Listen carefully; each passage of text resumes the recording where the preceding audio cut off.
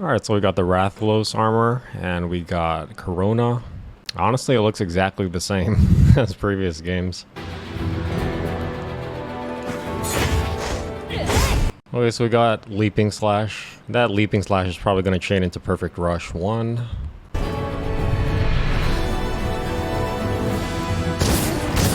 Okay, so that was Chop and then Side. And then some kind of strafe into lateral, and I think that second move after lateral is the revised new version of the return stroke.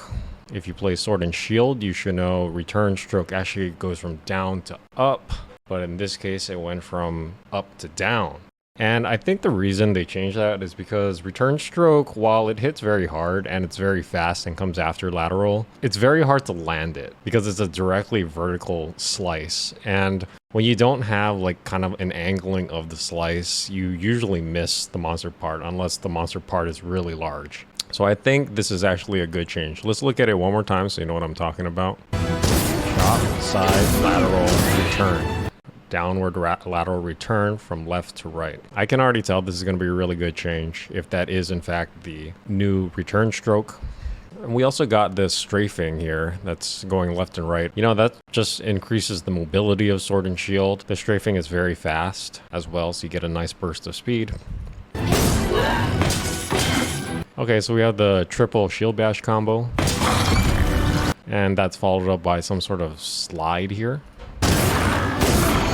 Now this slide is a gap closer, and the question is, Sword and Shield already had a mini gap closer in the form of advancing slash. So the question is, does this mini slide replace advancing slash? Now, advancing slash went over a few changes over the past couple games. Actually, if you start with Monster Hunter GU, it was an advancing slash that was downwards, which was okay. And then in Monster Hunter World, they gave you an advancing slash where you would run forward with a burst of speed, but slice from downward to up. And you could actually hit very high with that advancing slash. Then in Monster Hunter Rise, they actually reverted it back to Monster Hunter GU, where the advancing slash was just like this really pitiful dash forward, and then it went from up to down, and it was just not that good.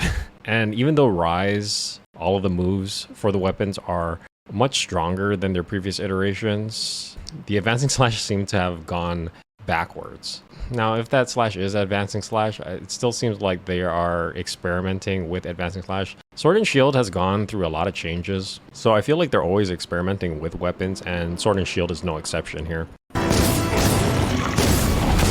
There it is again. You had the chop side, lateral, modified, revised return. Okay, so we have a guard with some heavy knockback here. Okay, we took some damage here, got tripped and on the ground. I think this is where they're showing how you can use potions. The interesting thing in World was that the sheath is so fast that you could just sheath really quickly and use an item, and you wouldn't have lost that much frames doing that way of using items. Alright, so we have focus mode. Lash onto the arms. And we have shield bash here. So it'll be interesting to see whether falling shield bash is a focus mode thing. And shield bash actually lost its use once Iceborne released because it just didn't do enough damage compared to Perfect Rush.